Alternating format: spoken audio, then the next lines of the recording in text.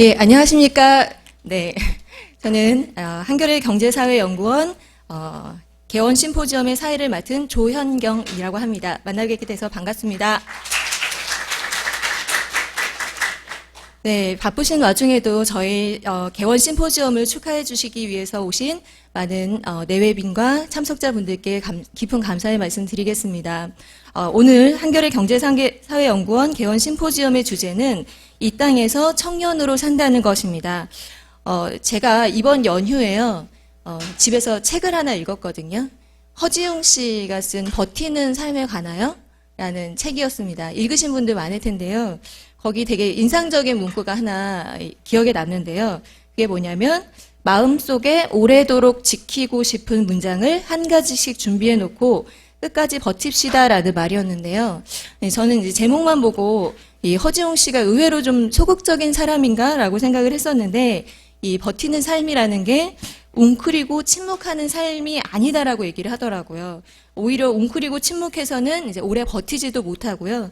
오래 버티기 위해서는 지금 처해 있는 현실과 그리고 이 냉정한 판단력 그리고 훈련이 필요하다고 얘기를 하고 있더라고요. 그래서 열정이나 오기가 아닌 판단에 근거해서 버틸 수 있는 몸을 만들자라는 게 이제 취지였거든요. 그래서 오늘 이 자리가 어떤 우리 청년이라는 의제에 대해서 판단의 근거를 마련을 하고 그리고 몸을 단련하는 그런 의미 있는 시간이 되었으면 좋겠습니다.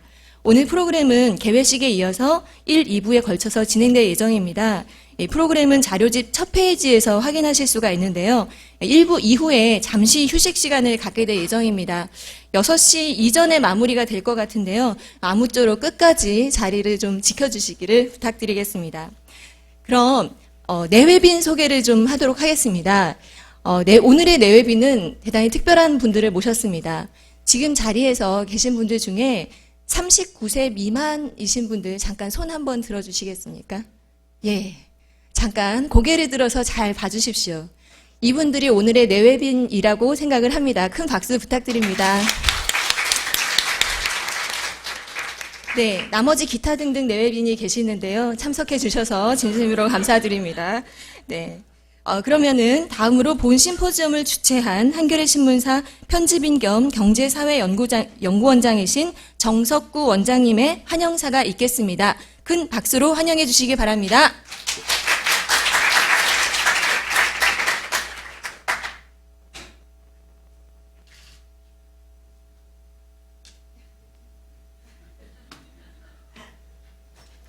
예, 반갑습니다. 한겨레 신문에서 편집 총괄을 하는 편집인을 맡고 있으면서 또 새로 이 통합해서 출범한 한겨레 경제사회연구원 원장을 겸임하고 있습니다. 겸임하는 이유는 한겨레 신문이 전폭적으로 전사적인 차원에서 지원을 해서 한겨레 경제사회연구원이 제 역할을 할 수 있도록 하기 위해서 편집인이 원장을 겸임하고 있습니다. 그래서 오늘 밖에 날씨도 많이 덥고 그러는데 이렇게 참석해 주셔서 대단히 감사드리고요. 아까 젊은 우리 39세 이하 분들에 대해서는 앞서 감사 말씀을 드렸으니까 저는 그 이외에 오신 특별히 축하 강연을 기꺼이 수락해 주신 이정우 교수님 그리고 장덕진 서울대 교수님을 비롯한 그 토론 참석해 주신 분들에 대해 대단히 감사드립니다. 그리고 저희 한겨레 경제사회연구원이 왜 통합해서 출범했는지에 대해서 잠깐 말씀을 드리면은 사실 언론사 소속 연구소라는 게 그저 간판만 주로 있지 실제로 하는 역할들이 크지는 않습니다. 그렇다고 해서 기존에 있었던 한겨레 신문사의 경제연구소 또 사회정치연구소 역할을 하지 않았다는 건 아닌데요. 사실 연구 기능들이나 또 사회적인 네트워크 하는 데서 부족한 점이 많죠. 그래서 저희들이 사실 언론사 소속 연구소이긴 하지만은 명실상부한 연구 기능도 확충을 하고 그리고 언론사를 기반으로 한 사회적인 네트워킹도 강화하기 위해서 두 연구소를 통합을 했습니다. 통합을 하면서 인력도 실제 그런 자체적으로 연구 조사 기능을 할 수 있는 그리고 유의미한 콘텐츠를 생산해내기 위한 그런 인력을 보충을 했고요. 그래서 앞으로는 연구소 하면은 되게 이제 외부 연구소들하고 연구 인력만 가지고는 뭐 비교를 해서 저희들이 우위에 서거나 또는 경쟁력을 갖기가 쉽지는 않겠지만은 나름대로 저희 자체적인 그런 연구 기능 그리고 언론사를 바탕으로 하는 그런 네트워킹을 조합을 해서 이른바 이론과 그리고 현장을 조합을 해서 실질적으로 사회적으로 현실에 적용 가능한 그런 대안들을 모색하기 위한 작업들을 좀 앞으로는 구체적으로 해나가려고 합니다. 그래서 개원 심포지움에서 첫 번째 주제로 잡는 게 그래서 청년이라는 주제로 잡았고요. 그리고 청년이라는 게 단순하게 교과서적으로 뭐 분석을 해서 하는 것보다는 실제로 청년들의 목소리를 들으면서 그게 과연 현장에 접목시킬 수 있는 그런 방안들이 뭔지를 구체적으로 논의하기 위해서 이런 첫 번째 개원 심포지엄 자리를 마련했습니다. 그래서 오늘 참석해 주신 분들께 대단히 감사드리고 그리고 오늘 지금 한 3시간 정도 논의하는 과정에서 실제로 우리 사회에서 현장에 적용이 되고 현실적으로 유의미한 그런 결론들 토론을 통해서 도출되기를 기대합니다. 다시 한번 참석해 주신 여러분께 감사드리고 앞으로 3시간 동안 의미 있는 시간이 되시기를 바랍니다. 감사합니다.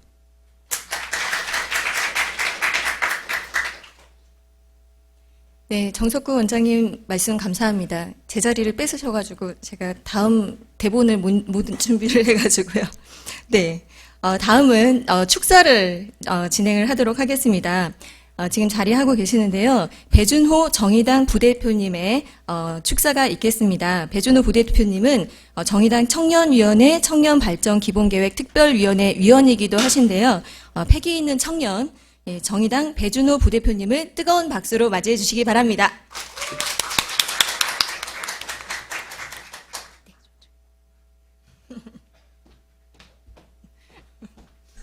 예, 안녕하십니까. 저는 이번에, 정의당의 이번에 당직성 3기 지도부로 당선된 그 배준호라고 합니다. 지금 정의당에서는 부대표 3명 중에 1명을 청년에게 할당하고 있습니다. 그래서 어떤 청년 정당의 모습을 계속 갖춰가려고 노력 중인데요. 오늘 그 새로 연구소가 개원하면서 심포지엄의 주제로 삼은 걸 보니까 앞으로 우리 당에서 그 아이디어를 많이 가져와서 이제 정책으로 만들고 그걸 어떤 사회적 의제로 만드는데 많은 도움이 되겠다는 그런 생각을 합니다. 우리 한겨레 신문에서 이렇게 연구하신 것들에 대해서 계속 참고를 많이 해왔었는데요. 뭐 제가 좀 인상 깊게 봤던 거는 2012년에 총선 여론조사 관련해가지고 연구를 하신 것을 제가 본 적이 있습니다. 그 자료를 찾게 된 거는 제가 일반적으로 한국 사회는 반계급 투표를 하는 성향이 있다라고 사람들이 알고 있어서 그럼 저소득층이 반계급 투표를 하는데 우리는 그러면 어떻게 저소득층에게 지지를 이끌어낼 것인가 뭐 이런 고민을 하던 와중에 그런 자료를 찾게 됐었는데요. 그 2012년에 이제 그 연구하셨던 그 자료를 보면은 특히 이제 청년들 20, 30대에서는 우리가 가지고 있는 그 생각들 반계급 투표를 한다는 것이 그게 이제 틀렸다는 것을 그 한겨레 여기 연구소에서 그때 이제 사회정책 연구소에서 연구했던 것을 가지고 제가 확인할 수가 있었습니다. 그래서 2030 세대 같은 경우는 오히려 계급 투표를 하는구나라는 것을 확인하고 굉장히 좀 기뻐했던 제가 그런 순간들이 있었는데요. 앞으로도 어떤 사회에 우리의 통념들, 사회 통념들이라는 건 사실은 굉장히 좀 보수적인 통념들이 많은데 그런 보수적인 통념들을 하나 둘씩 좀 극복하고 개선해 나갈 수 있는 그런 연구 의제들 많이 기대하도록 하겠습니다. 우리 한겨레 경제사회연구원의 무궁한 발전을 기원드리면서 정의당에서도 열심히 협조하고 지원하겠다는 말씀을 드리겠습니다. 감사합니다. 네, 부대표님 말씀 감사합니다. 다음으로 경북대학교 이정우 교수님의 진보 싱크탱크에 나아갈 길이라는 주제로 축하 강연을 듣도록 하겠습니다. 뜨거운 박수로 환영해 주시기 바랍니다.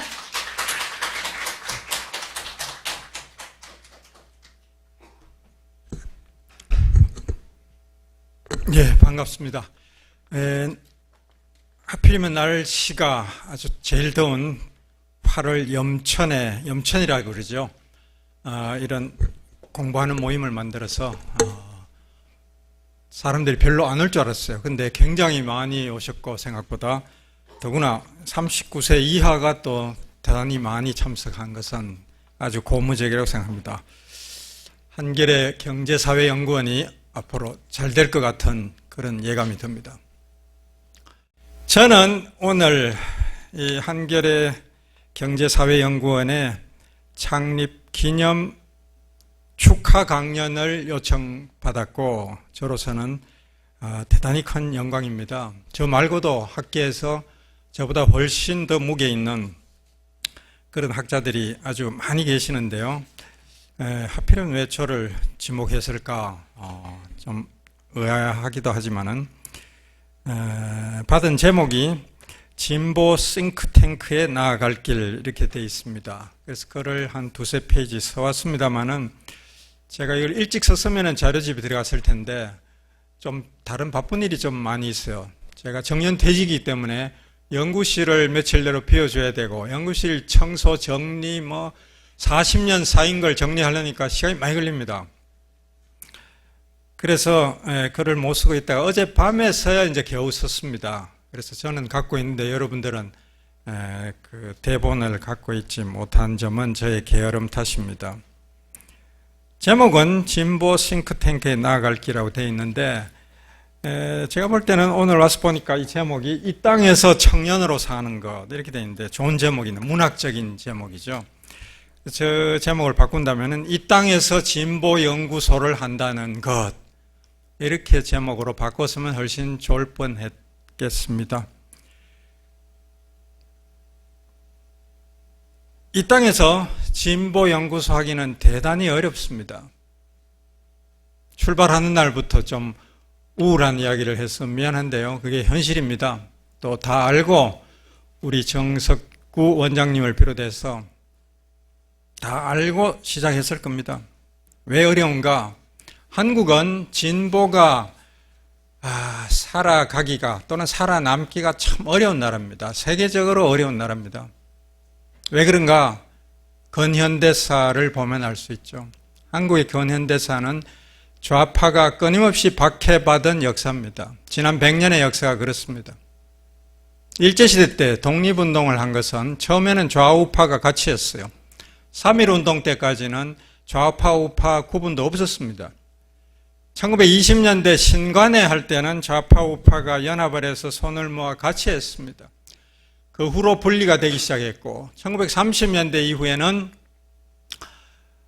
일본의 탄압이 일본의 군국주의가 한층 더 도를 강화하면서 말하면 만주사변을 일으켰고 1931년에 1932년에 만주국을 만들었고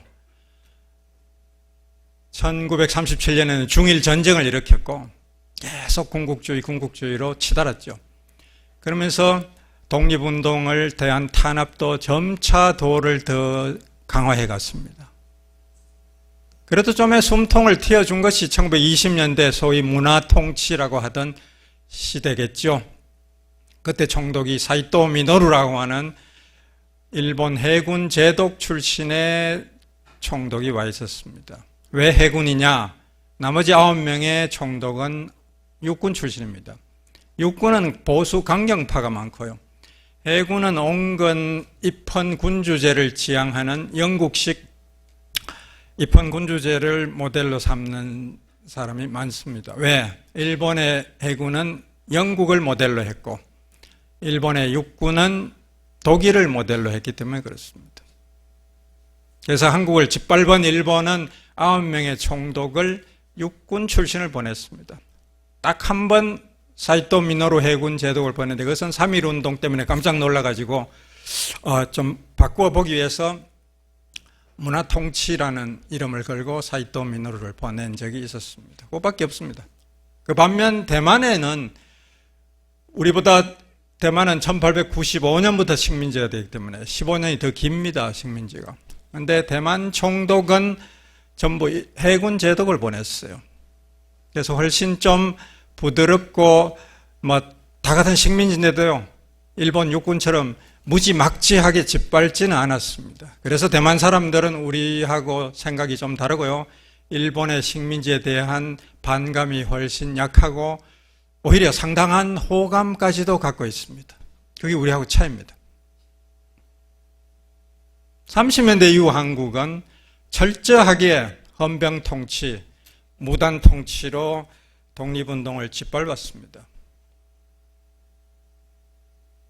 그 역경 속에서 우파들은 포기했어요. 독립운동을.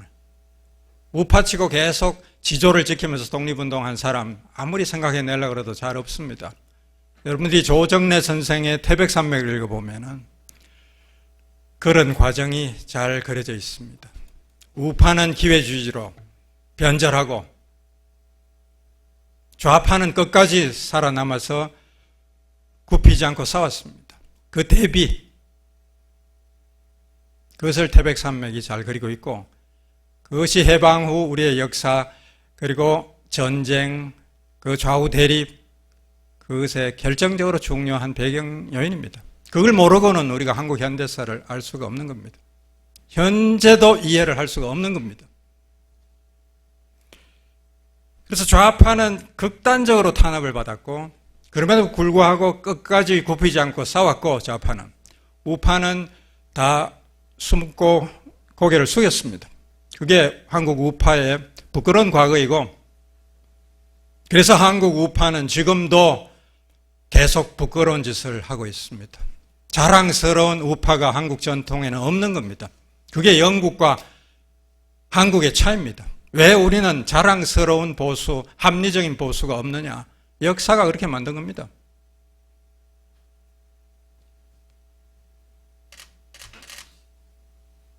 해방 후에 좌파 지식인들이 많았는데 좀 공부를 했다고 하는 사람은 저절로 좌파가 될 수밖에 없었어요.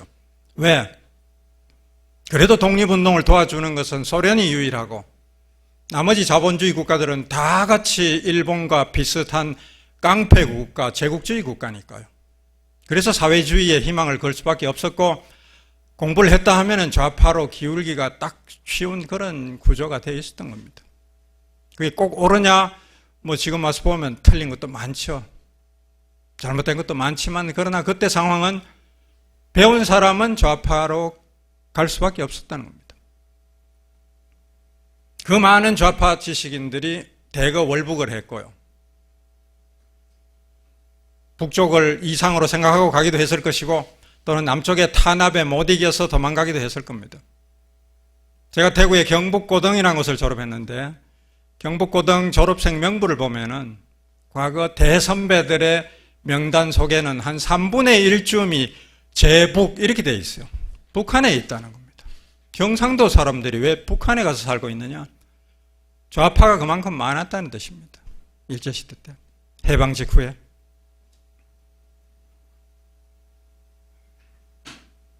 그래서 남쪽에는 좌파가 거의 씨가 마르고 살아남은 좌파는 끊임없이 감시와 탄압과 그리고 해직, 고문, 투옥을 각오해야 되는 가시밭길을 걸었습니다. 그래서 한국엔 좌파가 별로 없고 우파만 살아남는 그런 기형적인 나라가 된 겁니다. 그래서 선진국은 대체로 좌파와 우파가 균형을 이루고 서로 논쟁을 하고 정권을 주고받는데 한국에는 그게 안 되는 것이죠. 기울어진 운동장입니다. 그래서 한국에서 진보하기는 정말 독립운동하는 것처럼 어렵고요. 우파하기는 참 쉽습니다. 좋은 토양에서 아주 우군이 많고요. 도와주는 사람 많고 전혀 걱정 없이 우파할 수 있습니다. 그래서 한국에서 진보하기 참 어려운 겁니다. 한겨레 신문이 탄생한 것만 해도 기적적인데 오래 살아남았고 날로 성장하고 있습니다. 연구소를 만들어서 경제연구소, 사회정책연구소 2개를 갖고 있다가 통합해서 확대 발전하는 날입니다. 바깥에 들어 연구소들이 많은데 대체로 우파 보수가 많습니다. 재벌들 다 연구소 갖고 있고요.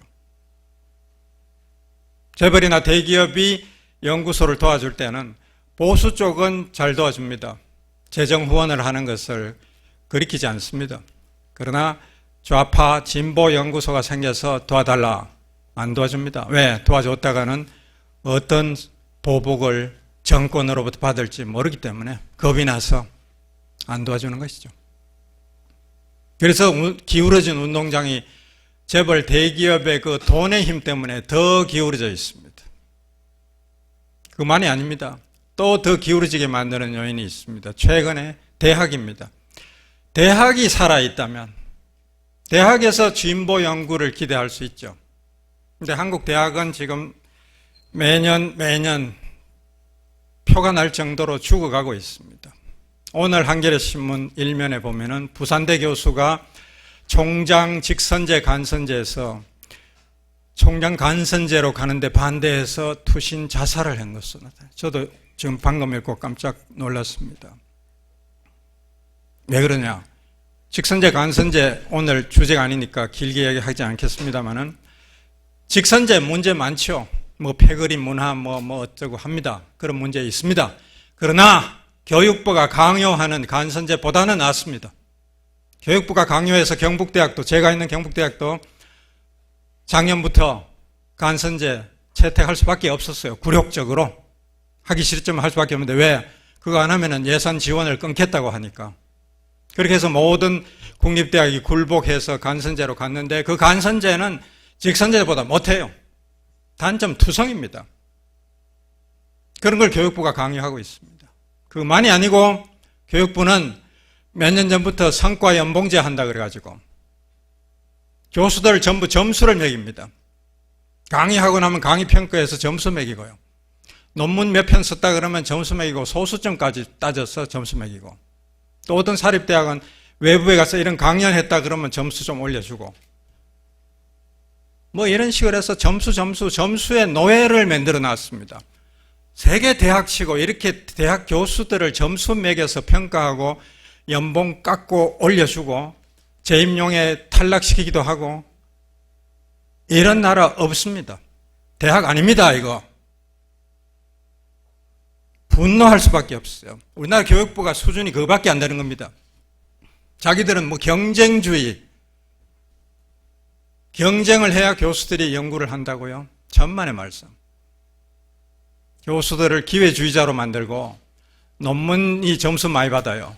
책 쓰면 점수 별로 못 받아요. 책은 두꺼우니까 시간 많이 걸리잖아요.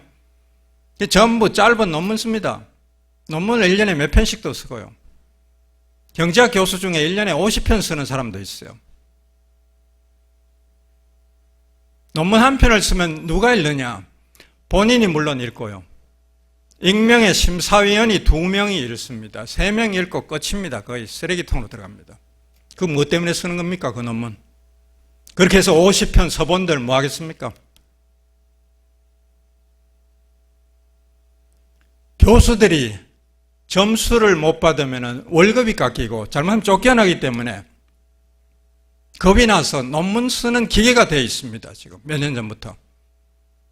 저는 올해 정년퇴직이기 때문에 이제 강의 끝났습니다. 8월 말로 정년퇴직이기 때문에 제가 5년 전부터 결심하고 논문을 한 편도 쓰지 않았습니다. 그전에는 저도 열심히 썼었어요.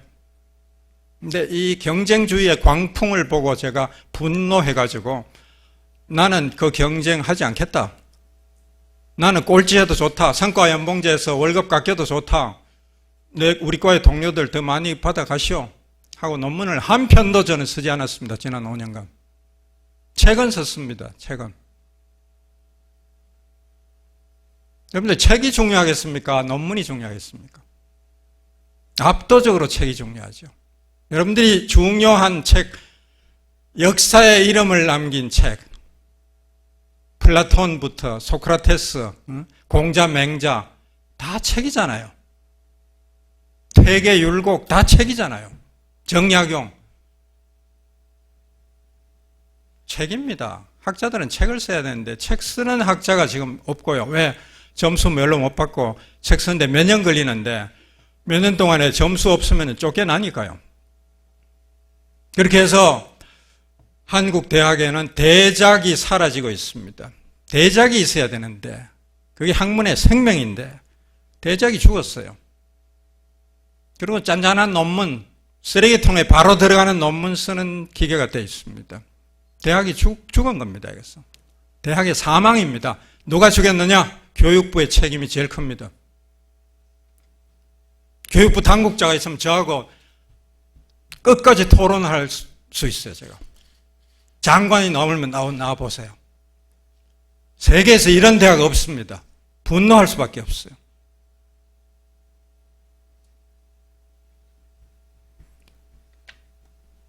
이마누엘 칸트가 독일의 세계적인 철학자죠. 역대 철학자 중에 1위라고 해도 좋을 겁니다. 칸트만큼 위대한 철학자 없습니다. 이 사람은 여러 가지 재미있는 에피소드를 남겼는데, 자기가 태어난 그 고향 마을을 죽을 때까지 한 번도 떠나본 적이 없는 사람입니다. 여행을 한 번도 안 했어요. 해외여행이라는 걸 한 번도 가본 적이 없는 사람입니다. 근데 위대한 철학자가 됐습니다. 그러니까 여행을 많이 해야 사람이 지혜가 생긴다, 그런 말도 별로 맞지 않는 것 같아요. 칸트는 47살에 처음 교수가 돼가지고 첫 책을 썼고, 대작이죠. 아마 순수 이성 비판일 겁니다. 3부작을 남겼는데 두 번째 책, 세 번째 책은 실천 이성 비판, 판단력 비판입니다. 3대 저작입니다. 칸트. 이 나머지 두 권은 65세 넘어서 썼어요. 칸트가 지금 한국 대학에 오면은 아예 대학 교수가 임명이 되지 않을 것이고, 된다 한들 47세 한 권 쓰고는 65세까지 한 편도 안 쓰고 있으면 대반 재임용 탈락이죠. 대작이 사라지고 있고, 교수들은 논문 쓰는 기계가 되다 보니까 책을 읽지 않습니다. 논문 쓰는 데는 책을 별로 읽을 필요가 없어요. 논문 쓰는 데는 논문만 좀 몇 편 읽으면 됩니다. 그리고 컴퓨터 갖다 놓고 통계 넣어서 돌리면은 뭔가 나옵니다. 그걸 자료를 고문한다, 이렇게 영어로 표현하는데, 자료를 고문하면은 언젠가는 그 자료가 자백할 것이다. 자기 죄를 실토할 것이다. 유명한 미국의 농담이 있습니다. 그게 교수들이 하는 일입니다. 일과입니다. 제가 자주 가는 우리 경북대 근처 대단히 큰 헌책방이 하나 있는데 25년째 제가 가고 있습니다. 그 주인이 갈 때마다 한탄을 해요. 매년 거기 매상이 떨어지고 교수들이 발길이 떨어지고 대학생들이 책을 읽지 않는다. 늘 개탄합니다. 요새 이게 대학이 대학입니까? 대학생도 책을 안 읽고 교수들도 책을 안 읽고 25년 전에는 안 이랬습니다. 맞는 것 같아요, 제가 봐도. 여기 오늘 청년 문제인데요. 저는 청년들이 책을 안 읽는 거, 이것도 지금 중요한 청년 문제라고 생각합니다. 교수들도 물론 책을 안 읽지만 인터넷만 하면 되겠습니까? 아니라고 생각합니다, 저는. 도서관에 먼지 쌓인 책을 넘기는 것이 대단히 중요합니다.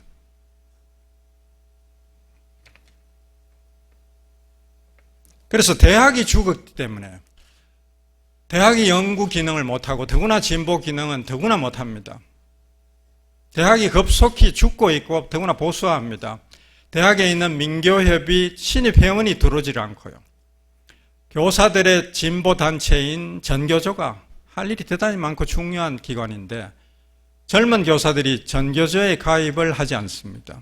위기 상황입니다. 이것은. 한국이 급속히 보수화하고 위기로 가고 있습니다. 안 그래도 보수가 너무 과잉인 나라인데 젊은 피가 수혈되지 않는다는 것은 큰 문제입니다.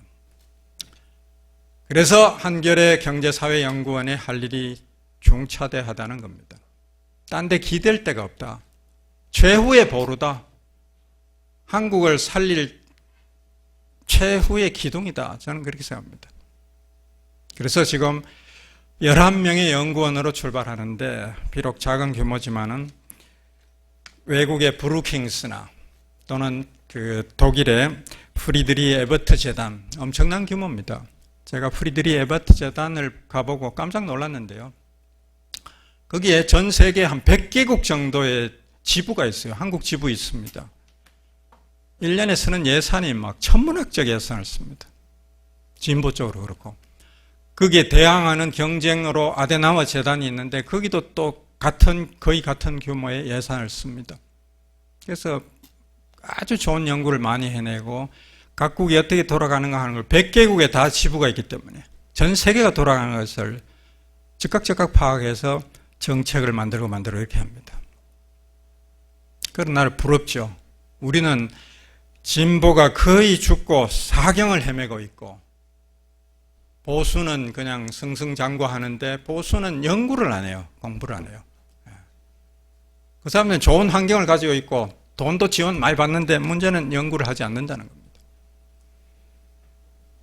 그래서 한겨레 경제사회연구원이 앞으로 할 일이 많고 오늘의 청년 문제 그리고 양극화, 노인 자살 문제 그리고 부동산 주택 문제, 환경 문제, 핵발전 문제, 중산층 몰락 문제 엄청나게 많은 문제가 많습니다. 한국은 살기 어려운 나라지만은 연구자의 천국입니다. 연구 과제가 너무 많은 거예요. 그래서 이것을 실사구시의 자세로 그리고 역사주의의 관점을 늘 잊지 말고 너무 기능주의에 빠지지 말고 수량 분석, 추상적 분석 때로 필요합니다. 그러나 그 함정에 빠지면 안 돼요. 늘 역사를 중시하고 역사적 배경이 뭔가를 따지면서 오늘의 문제를 연구해 주기 바랍니다. 이상으로 축하의 말씀을 드리고 다른 연구소보다 훨씬 오래 살아남고 앞으로 10년, 20년 뒤에는 세계적 진보 연구소로 우뚝 서기를 기대합니다. 대단히 고맙습니다. 네, 이정호 교수님 강연 감사합니다. 한국 진보 지형의 현실을 비추어서 저희 연구원이 나아갈 이 가시밭길을 응원해 주시는 말씀 다시 한번 진심으로 감사드립니다. 다시 한번 큰 박수 부탁드리겠습니다.